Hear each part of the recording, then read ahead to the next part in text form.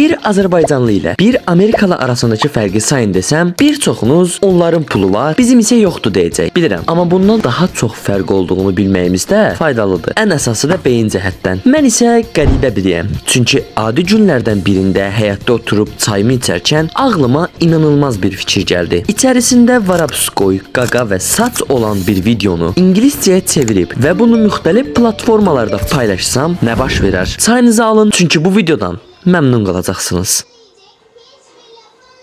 Yaxşı, hər şeydən əvvəl bir hesab açmalıyıq. TikTok üçün qəribə bir ad seçdim və profilə qatışı qoydum. Instagramda isə nəysə boş verin. Hesabları açdıqdan sonra başda dediyim kateqoriyalarda videolar axtarmağa başladım və bu videoları tapmaq üçün TikTokda video izləməliyim.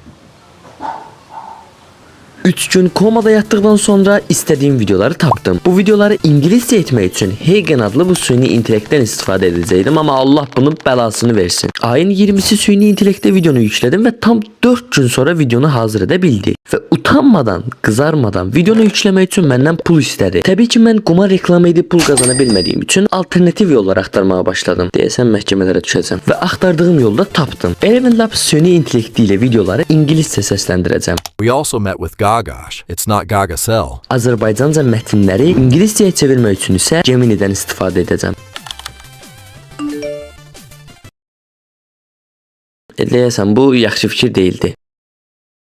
Bugün erkenden oyandım, biraz cəzib elədim ki, belə videolar edərkən beynim partlamasın. Eve girib özümü hazırladıktan sonra ilk atışa dəyəcək diqqət çəkici bir video axtarmağa başladım. Ezansasın baba səni. Məncə bu olar. 7 dəqiqəlik montajın ardından video hazırdır. Our creature is no different.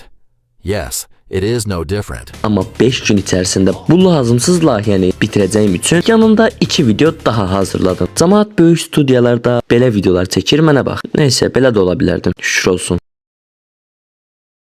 Gün sonunda 2 platformada paylaşdığım videoların izlənmələri bu şəkildədir. Açığı bu qədər az olacağını gözləmirdim. Takipçi belə gəlməyib. Bu biraz ürəyimi sıxsa da davam daha edəcək. Çox video var. Elə isə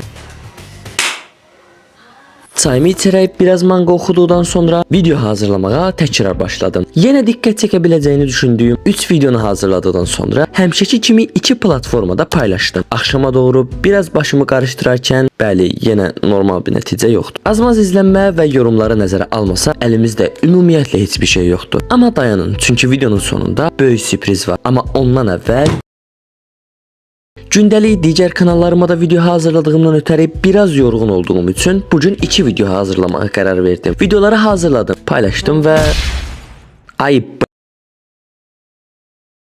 bir anda nəticəyə gəldik. Çünki kiçik bir əlavə var. Əslində bir neçə əlavə var. Əvvəla 4-cü gün tənbəlliyim tutduğu üçün sadəcə bir video yüklədim. O da telifdən ötəri silindi. 5-ci gün isə ikinci kanalıma uzun video etdiyimdən ötəri ümumiyyətlə video paylaşa bilmədim. İndi deyirsiniz ki, ay xıya, bəs demədin sürpriz var videonun sonunda. Sürpriz nədir bəs? Bu videoları sizin paylaşmağınız. Bilirəm, hamınız mənim tənbəl olduğumdan ötəri bunu etdiyimi düşünür, amma düz deyirsiniz, tənbəl. Amma yenə də belə videoları etməyinizi və Xiyar Razer hashtagində paylaşmağınızı tövsiyə edirəm. Həm sizə də köməyim olsun, bəlkə videonuz tutdu, pul falan qazandınız. Əgər qazansanız mənə Ko-fi.aldan dəstək ola bilərsiniz, xahiş edirəm. Yox, qazanmasanız məni söymədən əvvəl bir like atın, abunə olun, sonra söylə bilə. Yox, söyməyin, zarafat edirəm.